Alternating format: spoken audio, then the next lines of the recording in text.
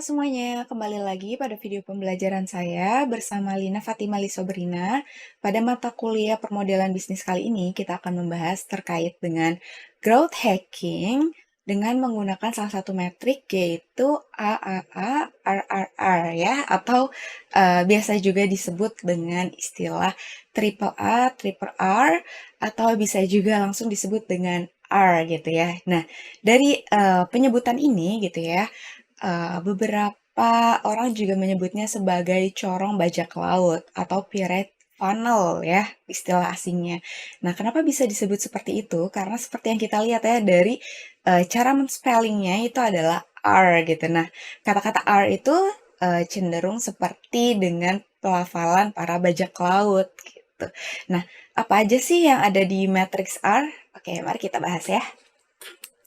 Oke, sebelum ke situ kita membahas terlebih dahulu terkait dengan definisinya ya. Nah, jadi pirate funnel, jadi kalau ada istilah pirate funnel itu berarti adalah corong bajak laut ya, merupakan kerangka kerja untuk memecahkan perusahaan dan menunjukkan di mana kita harus memusatkan perhatian. Nah, jadi dengan corong ini, yang namanya corong itu kan pasti yang atas lebih luas dan semakin mengerucut ke bawah gitu ya. Nah, dari pengerucutan ini, itu diharapkan kita bisa memusatkan perhatian kita di mana nih kita harus fokus pada bisnis kita gitu. Nah, di corong ini juga sebenarnya dikembangkan oleh nama tokohnya adalah Dave McClure ya, teman-teman. Kita harus tahu juga nih siapa pengembangnya gitu ya, karena namanya suatu ilmu gitu ya, dia itu ya pastinya dikembangkan dan juga ditemukan. Nah, terus disebut sebagai corong bajak laut yaitu ya karena huruf penyebutannya atau cara mengejanya adalah R. Nah, dari tadi kita sebut RR ya. Kita udah tahu belum sih ada apa aja di dalam huruf A, A, A, R, R, R ini? Jadi A-nya 3 kali dan R-nya 3 kali gitu ya. Nah, di sini untuk A yang pertama merupakan acquisition, A yang kedua merupakan activation, dan A yang ketiga merupakan awareness ya. Nah, lalu R yang pertama merupakan retention, R yang kedua merupakan revenue, dan R yang keenam merupakan referral gitu. Untuk pembahasan masing-masing dari komposisinya akan kita dalami selanjutnya ya. Nah, selain itu, pirate funnel juga digunakan untuk growth hacker. Growth hacker itu apa sih? Pasti kita nggak asing ya, growth itu berarti pertumbuhan, hacker itu berarti cara meretas gitu ya. Meretas itu ya kita memasuki pasar, karena ini ngomong tentang bisnis, jadi bukan meretas suatu website atau sistem informasi ya, tapi ini meretas suatu bisnis. Nah, bisnis yang dimaksud di sini adalah terkait dengan pasar. Jadi yang mau kita retas adalah pasar gitu ya. Gimana sih cara kita mengembangkan sistem untuk kita meretas suatu pasar. Salah satunya dengan corong bajak laut ini, sehingga kita bisa fokus untuk melihat gitu ya, di mana sih titik lemah kita gitu ya, di mana kita harus fokus nih. Karena kalau misalkan kita hanya membuat rencana tanpa membuat suatu metrik gitu ya, maka kita akan kebingungan di mana kita harus fokus gitu ya. Karena tidak mungkin juga kalau kita harus memfokuskan ke semuanya, maka perusahaan itu akan kewalahan. Nah, disinilah guna dari salah satu tools, yaitu tools Pirate Funnel ya, untuk menemukan gitu ya, di mana kita harus fokus gitu ya, di mana pelanggan harus melalui setiap langkah ini gitu ya, mengisi kerangka ini untuk menemukan celah dari bisnis kita. Nah, jadi sebenarnya si Pirate Funnel ini itu berfokusnya pada customer. Jadi yang pertama dalam melakukan si Pirate Funnel ini, pastikan bahwa bisnis yang sedang kalian analisis itu sudah memiliki customer. Dan karena dalam sisi awareness ini nanti kita akan melihatnya secara digital gitu ya. Jadi usahakan juga dia sudah terdaftar di platform digital gitu ya. Paling mudah dan enak itu menggunakan website. Tapi kalaupun dia masih pendigitalisasian sederhana gitu ya, menggunakan aplikasi-aplikasi sederhana kayak mungkin WhatsApp, Instagram, Facebook gitu, itu juga boleh. Atau masih menggunakan Google Maps gitu, boleh Google Store, itu tidak apa-apa ya, yang penting perusahaan atau bisnis usahanya harus sudah memiliki platform digital untuk kita bisa analisis menggunakan si Pirate Funnel ini gitu. Oke, nah di sini kita bisa ngelihat ya definisi dari masing-masing tahapan di Pirate Funnel gitu ya. Nah di sini ternyata yang pertama adalah awareness. Awareness itu apa sih gitu ya? Secara pengertian, secara bahasa awareness itu berarti kesadaran. Nah tapi kesadaran yang dimasuk di sini itu adalah how many people do you reach? Berarti berapa banyak orang yang dapat dicapai atau mengetahui gitu ya tentang bisnis dan usaha kita. Nah, kalau misalkan di website, kita bisa melihat dari jumlah kunjungannya. Kalau misalkan menggunakan WhatsApp, kita bisa mungkin melempar gitu ya ke pasar berupa berapa banyak orang yang melihat story kita gitu ya, atau berapa banyak orang yang memberikan feedback ke story-nya, men-save, melakukan chat. Kalau di Instagram sekarang juga udah ada ya namanya adalah dashboard kunjungan. Kalau misalkan akun Instagram itu merupakan akun Instagram bisnis, pastinya di situ ada dashboard kunjungan. Nah, di situ kita bisa melihat dashboard kunjungannya kayak gimana sih. Nah, untuk suatu bisnis yang baik gitu ya, minimal itu dashboard kunjungannya adalah 10% dari jumlah followers. Kalau misalkan bisa lebih besar dari jumlah followersnya, berarti bisnis itu ya dinyatakan memiliki awareness yang tinggi gitu ya. Banyak orang yang tertarik gitu ya terhadap bisnisnya. Nah, lalu untuk Facebook juga bisa dilihat dari jumlah viewersnya atau jumlah like-nya gitu ya. Atau kalau misalkan gitu ya, untuk lebih detail lagi bisa menggunakan bantuan dari Google Analytical gitu. Nah, di sini setelah kita melihat gitu ya, menentukan nih awareness-nya apa, dan nanti akan kita definisikan pastinya, tadi kan ada banyak tuh tools-nya. Nanti kita harus milih nih, oh bisnisnya itu menggunakan platform digital A. Oke, karena menggunakan platform digital A, berarti yang kita lihat awareness-nya itu dari mana. Nah, itu harus kita definisikan gitu ya, harus mendetail. Karena apa? Karena supaya corongnya itu bisa mengerucut ke bawah gitu ya, dan fokus. Jadi nggak terlalu banyak gitu. Lalu yang kedua adalah acquisition gitu ya, atau pengertian secara bahasa adalah akuisisi, di mana yang kita lihat adalah how many people visit your website. Nah, di sini balik lagi gitu ya, jadi mengakuisisi. Jadi kalau yang tadi awareness itu adalah mengetahui, di sini mulai masuk ke akuisisi, yaitu masuk ke dalam perusahaan. Karena masuk berarti dia mengunjungi. Di sini kita ambil contohnya website gitu ya, karena yang paling general. Oke, nah berarti dari yang website itu berapa banyak sih yang mengklik? Nah, jadi kalau di website itu kita bisa ngelihat ya teman-teman berapa banyak yang mengklik. Nah, terus mungkin kalau menggunakan platform media sosial, kalau di Instagram gitu ya, kalau tadi awareness kesadarannya bisa kita lihat dari jumlah dashboard kunjungan, mungkin untuk akuisisi yang masuk gitu ya, berarti bisa dilihat dari seperti jumlah like-nya, jumlah komennya gitu ya. Selain itu juga, mungkin dari seperti Instagram dan Facebook gitu ya, ataupun WhatsApp itu kayak gimana sih gitu ya, mereka mulai masuk ke dalam bisnis kita gitu ya. Apakah hanya tahu doang dengan mendengar atau mereka sudah mengklik dengan mengunjungi platform-platform digital kita. Nah, selain itu yang ketiga di sini adalah activation atau kalau secara bahasa diartikan yaitu aktivasi. Nah, di sini yang kita lihat adalah how many people take the first important step. Jadi, bagaimana sih orang-orang itu mengambil langkah penting utama gitu di dalam pengambilan keputusannya gitu ya terhadap bisnis kita. Nah, langkah-langkah penting itu ada apa sih gitu ya? Langkah-langkah penting yang bisa dilakukan oleh customer gitu ya. Kalau misalkan di website berarti dia mengeklik beberapa tombol, misalkan tombol produknya, mau ngeklik membeli gitu ya, atau ya save, masukin, tambahkan ke wishlist, favorit gitu ya, masukkan ke keranjang gitu.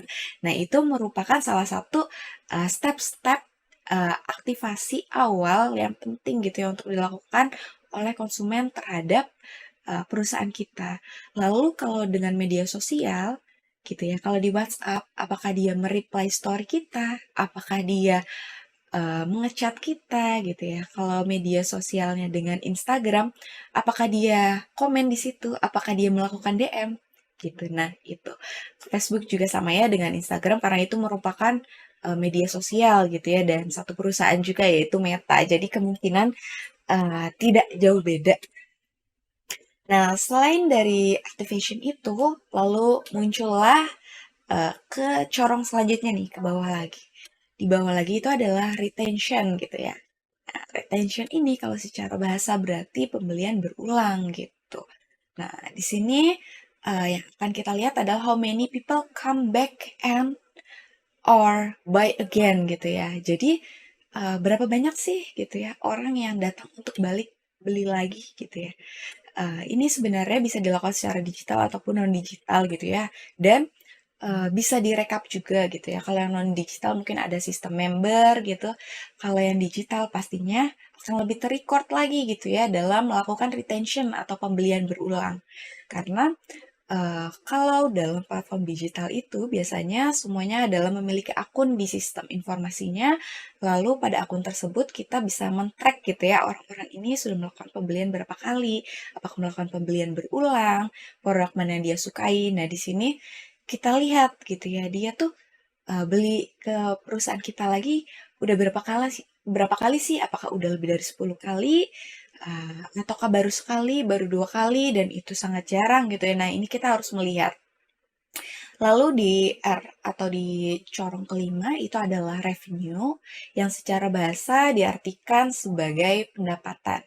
Nah, di sini kita melihat how many people start to paying and how much. Jadi di sini kita udah mulai lihat gimana sih orang-orang itu mulai membayar dan berapa banyak sih yang dia belikan untuk perusahaan kita gitu ya. Apakah dia melakukan pembelian di atas 100.000, di atas 1 juta, atau lain sebagainya gitu ya. Nah, ini harus perlu kita amati gitu ya, harus kita data untuk kita melakukan si period funnel ini gitu ya, dimana supaya kita bisa fokus juga ke depannya akan uh, melakukan strategi apa sih gitu. Nah, selanjutnya habis revenue itu adalah referral. Nah, referral itu mungkin teman-teman juga suka dengar ya kalau habis download atau apa biasanya ada uh, referralnya dari siapa atau kalau kita merekomendasikan ke orang dapat referral fee gitu istilahnya ya. Biasanya diiming-imingkan dengan referral fee gitu ya. Nah, tapi referral yang dimaksud di sini berarti mereferensikan gitu ya. Jadi, how many people refer friends to your business? Jadi, berapa banyak sih orang yang udah merekomendasikan uh, bisnis kita gitu ke teman-temannya, ke keluarganya. Nah, ini juga di platform digital itu sangat mudah banget ya untuk kita bisa melihat berapa banyak sih bisnis kita di platform digital itu direferensikan gitu ya. Kalau di website mungkin bisa lihat dibagikannya berapa kali, apalagi kalau di media sosial yang lebih tertracking lagi nih.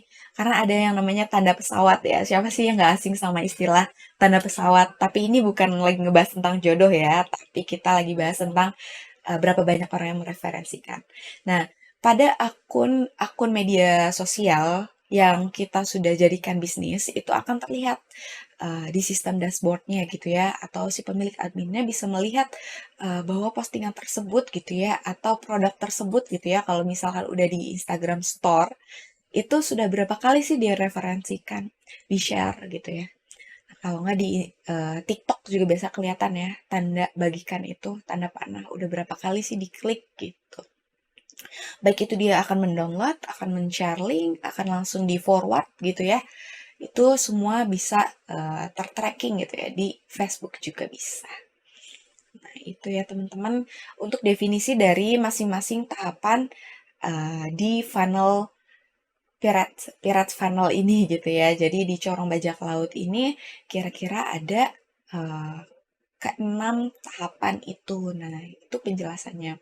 Nah, setelah itu, nah dari keenam ini gitu ya, uh, mana sih yang merupakan bagian dari growth hacker dan mana sih yang merupakan bagian dari marketer gitu ya. Kenapa sih kita di sini menyebut marketer?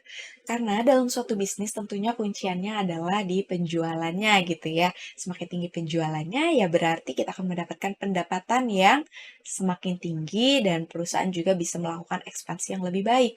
Nah, dari mana kita bisa dapat pendapatan yang lebih tinggi? Tentunya dari salah satunya adalah pemasaran gitu ya. Maka dari itu kita harus punya marketer yang baik. Nah, di sini dari sisi marketingnya itu ada dari 3A pertama gitu ya. Si triple A ini ternyata punyanya marketing, awareness gitu ya. Mungkin kalau teman-teman sudah mengambil mata kuliah marketing, itu pasti udah nggak asing lagi dalam marketing itu ada namanya awareness. Baik itu dari brand awareness, ataupun dari produk awareness gitu ya. Semuanya banyak digunakan istilah awareness. Lalu ada juga acquisition, lalu ada juga activation. Nah, ini merupakan hal-hal yang sebenarnya secara tidak langsung itu dilakukan oleh seorang marketer. Jadi kalau kita dalam perusahaan itu, misal dibagi divisinya nih, ada marketer, ada ternyata di growth hacker juga nih untuk masuk pasar. Nah, untuk dapat si triple A-nya, kita bisa berkoordinasi dengan marketernya untuk minta data tersebut gitu. Nah, tapi kalau growth hacker itu harus punya keenam dari corong bajak laut ini. Jadi dia harus punya dari awareness, acquisition, activation, retention, revenue, dan referral. Jadi di growth hacker ini supaya kita bisa meretas ke pasar gitu ya, kita harus punya analisis dari keenam bagian ini. Nah, ini kira-kira kanvasnya ya teman-teman. Kalau teman-teman mau melakukan analisis terkait dengan pyramid funnel, itu harus bisa mengisi kanvasnya. Nah, di sini untuk mengisinya, kalau pyramid matrixnya tentunya udah ada dari template awalnya ya. Nah, ini udah ada 6. Nah, lalu tabel yang akan kita isi di sini ada di sini ya. Pertama ada our measurement point atau poin-poin yang akan kita ukur ada apa aja sih. Dan nanti kita masukkan. Lalu ada exact number. Exact number itu berarti nilai tepatnya. Nah, dapat nilai tepat ini udah nggak bisa perkiraan teman-teman gitu ya. Jadi kita harus benar-benar mengetahui datanya. Maka dari itu kita menggunakan si platform digital. Kenapa sih? Supaya gampang merekap datanya. Nah, bottleneck ini kayak selisih presentasinya. Nanti akan saya ajarkan ya di sini. Kayak kita kupas satu-satu dulu ya. Di pyramid matrix ini berarti tadi ya ada 6 tahapan dari pyramid funnel gitu ya, yang secara bersamaan gitu ya akan dibentuk dari customer journey gitu ya. Nah, kita balik lagi ke customer journey di mana ya kita akan memetakan perjalanan dari customer dari awal dia awareness sampai akhirnya dia melakukan referral. Maka dari itu sebenarnya ini bisa juga dilakukan mungkin untuk ngedalam bisa dengan interview gitu ya, ataupun bisa kalau nggak secara digital juga bisa pakai platform-platform itu ya. Nah, tapi kita harus tahu nih mana yang merupakan customer kita gitu. Gitu ya. Ini ada keenam tahapannya. Nanti jangan lupa dihafalin ya. Karena seorang ya kita di prodi bisnis gitu ya harus hafal juga nih sama istilah ini. Kayak 3A 3R apa itu? Awareness, acquisition, activation, retention, revenue, dan referral. Gitu. Nah, terus di sini ada our measurement point, berarti diisi dengan apa sih yang akan kita ukur di sini. Misalkan gitu ya, dia pakainya website gitu ya, platform digital. Berarti akan kita ukur dari awareness-nya tadi bisa pakai Google Analytical, bisa menggunakan jumlah kunjungan di website. Nah, nanti diisi dengan exact number-nya. Exact number-nya itu data yang kita peroleh dari internet, dari digital gitu. Nah, kita masukkan di sini. Berapa nih? Apakah exact number-nya itu mencapai misal udah nyampe 10.000 nih pengunjungnya gitu. Nah, itu bisa dimasukkan. Nanti bottleneck itu adalah presentasi selisih. Selisih yang di bawah dibagi dengan yang di atas gitu. Nanti ada kita coba untuk memasukkan gitu ya ke dalam sini bareng-bareng. Nanti ada contoh pembahasannya. Oke. Nah, selain dari itu, ini ada suatu matrix gitu ya, one matrix that matter, alias matrix yang penting di dalam suatu bisnis. Yang pertama itu ada pyramid funnel, yang tadi udah kita bahas ya, ada 6 tahapan itu, atau corong bajak laut gitu ya, atau disebut R gitu ya. Nah, setelah kita buat si pyramid funnel itu, kita turun ke bawah, kita create a flow chart. Kita membuat flow chart atau alur gitu ya, alur bisnisnya kayak gimana sih. Karena setelah dari corong bajak laut itu, kita pasti udah tahu fokusnya di mana, celahnya di mana, kelemahannya di mana, kekurangannya. Nah, jadi pas membuat flowchart ini gitu ya. Nah, pas membuat flowchart ini kita bisa membentuknya dengan lebih baik gitu ya. Jadi kayak oh bisnis kita ini ternyata lebih banyak digemari customer ketika transaksi bisnisnya dilakukan dengan lebih mudah. Nah, di situ akan kita gambarkan di flow chart-nya gitu. Arus bisnisnya gitu ya, proses bisnisnya kayak gimana sih di flow chart-nya. Nah, setelah itu ada tahapan yang ketiga itu gather idea atau mendapatkan ide-ide gitu ya. Setelah ada flow chart-nya, kita akhirnya oh dapat nih ide-idenya seperti apa. Lalu rank ideas. Kita susun nih idenya ada banyak. Kita susun ada berapa ide, lalu outline test. Kita tes dari masing-masing ide itu mana sih yang masuk akal gitu ya. Akhirnya kita pilihlah salah satu ide gitu ya. Ide atau strategi. Nah, ketika sudah terpilih, akhirnya kita work. Work itu kerja atau kita lakukan. Nah, setelah di work, akhirnya di tahapan yang terakhir yaitu studi outcome atau istilahnya bisa juga disebut dengan evaluasi gitu ya. Jadi luarannya kita kaji ulang, apakah sudah sesuai atau belum. Nah, nanti kalau ternyata ini masih ada minus-minus kelemahannya nih, boleh kita ulang dari tahap awal, dari mulai si corong bajak laut itu ke bawah lagi. Gitu. Nah, di sini ada contohnya ya cara membuatnya. Nah, di sini kita bareng-bareng aja. Oke, mungkin nanti akan saya sedikit zoom ya supaya terlihat gitu ya. Nah, di sini ada awareness terkait dengan berapa banyak orang yang dapat kita capai dalam melakukan marketing gitu ya. Nah, di sini poin apa aja sih yang bakal kita ukur gitu ya. Nah, di sini kita lihat. Oke, di sini contohnya itu dengan number view from Google Ads. Jadi pas kita ngelakuin ads gitu ya, Google Ads, di situ kan udah ada nih dari Google itu kelihatan nih berapa sih jumlah viewersnya gitu ya. Atau di website berapa sih jumlah kunjungannya, atau di Instagram juga bisa dengan viewersnya gitu ya, atau dashboard kunjungannya gitu ya. Terus impression in Google Search Console. Jadi orang-orang nge-search di Google Search itu berapa banyak, atau reach from our Instagram and Facebook post gitu. Nah, jadi itu ya bisa saling kita sinkronkan. Nah, dari masing-masing itu bisa kita jumlahkan. Yang penting kita punya detail rinciannya. Nah, untuk di Canvas ini boleh kita jumlahkan. Misalkan dari Google Ads ternyata ada 10.000, Instagram ada 25.000, terus misal dari Facebooknya ada 15.000, akhirnya terkumpul 50.000.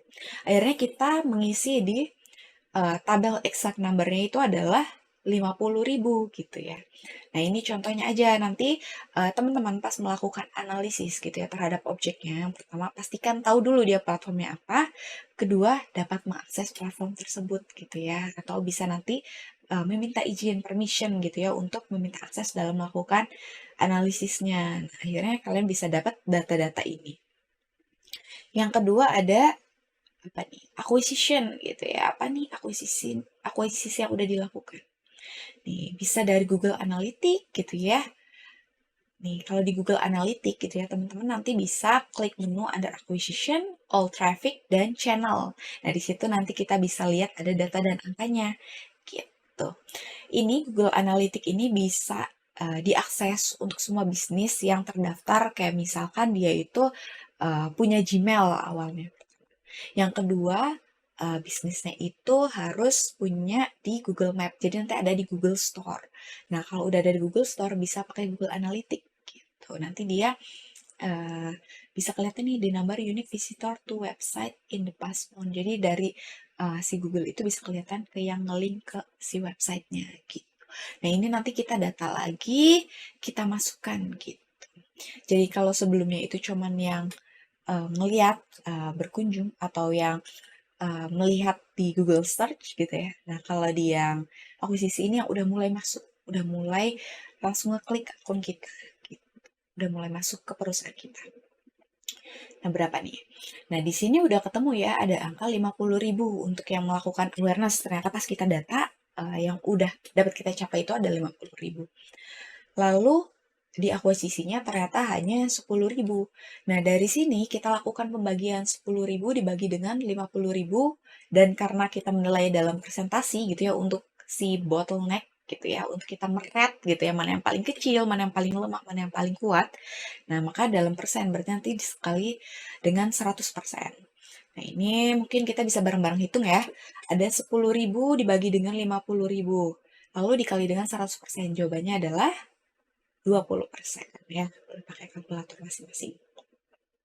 Nah, selanjutnya di tahapan yang ketiga ada yang ingat nggak? Betul ya. Jadi activation atau step penting awal yang dilakukan oleh para customer kita. Ada apa aja sih? Nah, yang mau kita nilai ini apa nih? The first important step is that people experience wow through our video, bisa berupa komen, like gitu ya. Sign up for free trial gitu ya. Jadi mereka melakukan step awalnya membuat akun, melakukan login gitu ya untuk free trial. Mereka juga mau gitu ya download gitu ya. Download entah itu brosurnya, mengeklik brosurnya. Biasanya kalau di media sosial itu kan ada ya di deskripsi bio-nya itu ada link-link untuk entah itu menu, brosur, dan lainnya. Itu kalau udah diklik, nah kita bisa lihat juga nih jumlah orang yang udah ngeklik, ngelihat itu berapa. Nah, itu kita nilai ada berapa. Nah, di sini contohnya ada 3.000 ya. Nah, untuk neck, apa nih namanya, bottleneck-nya, kita hitung lagi 3.000 dibagi dengan 10.000 dikali 100%. Jawabannya adalah 30%. Lanjut nih, retention atau pembelian berulang. See how many conversation there have been looking our CRM. CRM itu ada yang tahu nggak apa? CRM itu Customer Relationship Management atau suatu manajemen yang mengurusi terkait dengan hubungan atau relasi dengan customer gitu ya. Nah, di mana ini bisa dengan kartu member atau pembuatan akun gitu ya. Nah, di mana ini kita bisa lihat number purchase of the average order value gitu ya. Jadi di sini kita bisa melihat dia tuh udah beli laginya kapan sih dengan produk-produk CRM kita. Misalnya kalau CRM yang pakai kartu bisa pakai stem gitu ya, atau kartunya digesek, di scan gitu itu supaya apa sih? Supaya terekap gitu ya data pembelian berulangnya. Ini untuk yang udah digital ya semuanya. Nah kalau mungkin ada pertanyaan kalau UMKM yang masih sangat tradisional gimana gitu ya. Pertama kita ajak mereka untuk menjadi digital. Yang kedua kalau ternyata belum ada datanya bisa kita melakukan observasi gitu ya dalam satu hari atau satu minggu. Itu ada orang yang melakukan pembelian berulang berapa kali. Dia itu melakukan pembeliannya berapa kali gitu ya. Dalam satu periode bisa 1 bulan nggak apa-apa gitu. Mungkin pencatatannya masih manual nggak apa-apa. Yang penting adalah terdata. Nah, di sini ternyata yang melakukan pembelian berulang ada 200. Nanti kita buat lagi presentasinya. 200 per 2.000 dikali 100%. Jawabannya adalah 10% ya. Nah, yang terakhir, di sini ada revenue dulu ya. Belum yang terakhir, masih yang kelima.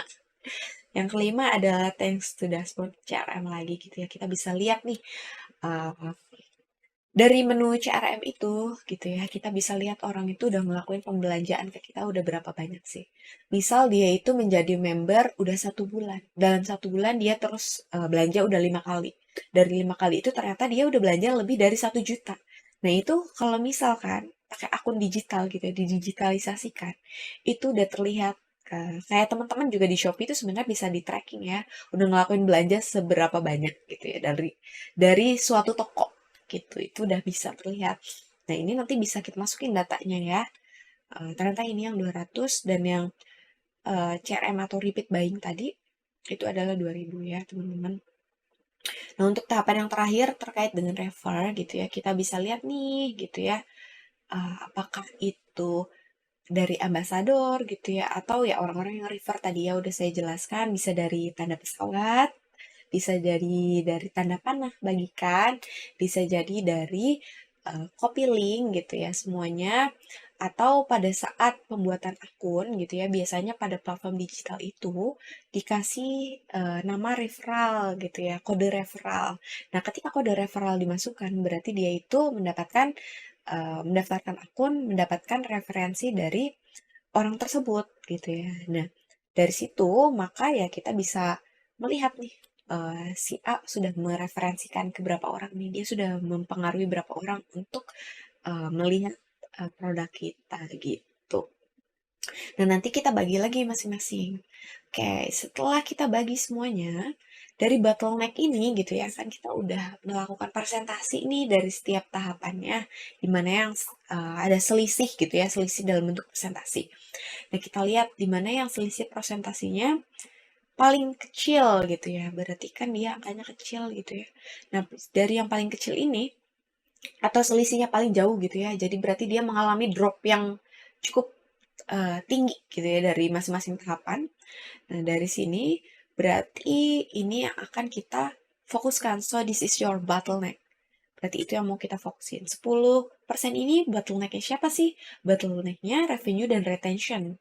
Berarti dari revenue dan retention perlu kita fokuskan lagi gitu ya. Gimana caranya supaya revenue kita bisa bertambah. Supaya si customer itu bisa beli-beli produk kita dengan lebih banyak lagi dengan harga yang skalanya atau jumlah nominalnya lebih besar lagi.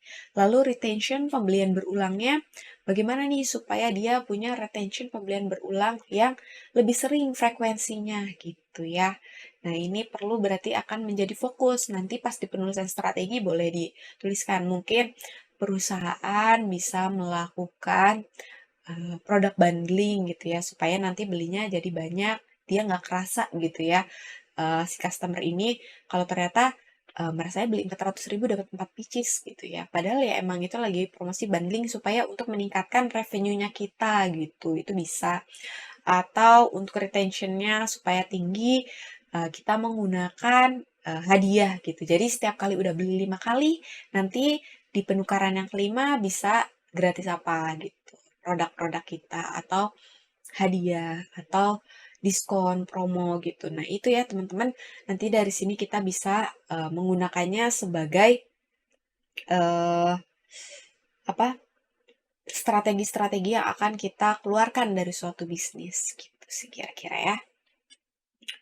Oke, mungkin itu saja ya. Terima kasih atas perhatiannya gitu ya teman-teman semuanya. Semoga dari Pirate Funnel Canvas ini teman-teman bisa mengaplikasikannya pada bisnisnya sehingga bisa membuat suatu strategi yang mana dapat melakukan grow hacker gitu ya atau meretas perkembangan di pasar gitu ya sehingga perusahaannya bisa masuk ke dalam pasar dan bisa menguasai pasar dengan lebih baik lagi, di mana kita sudah mengetahui kelemahan dari suatu bisnis, sehingga kita bisa fokus dengan apa yang menjadi kelemahan kita dan menutupinya gitu ya, sehingga bisa tetap unggul gitu.